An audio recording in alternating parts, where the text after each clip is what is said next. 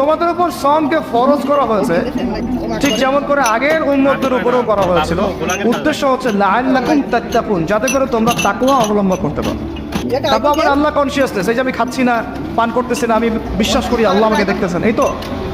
তো সেই বান্দা কেমন করে রমজান চলে গেলে এই বেনামাজি থাকতে পারে? রমাদান চলে গেলে কি আল্লাহ তাকে আর দেখে না? সেই বান্দা কিভাবে সুখ খায়, তখন কি আল্লাহ তাকে দেখে না? সেই বান্দা, একই বান্দা কিভাবে সেনা করতে পারে, মেয়েকে নিয়ে কেমন করে বাইকে করতে পারে, কেমন করে গায়রা মানামের সাথে আমরা ইয়ে করতে পারি, রিমিক্সিং করতে পারি, কেমন করে সে সমকামিতার দিকে ধাবিত হতে পারে, কেমন করে সে জুয়া খেলতে পারে, কেমন করে সে মাদক খাইতে পারে, কেমন করে সে আল্লাহ ওই আইন বাস্তবায়ন করতে পারে, যদি সে এটা চেতনা, এই চেতনা থাকে যে আল্লাহ আমাকে দেখছেন।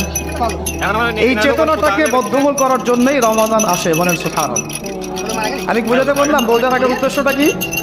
ওই জিনিসটাকে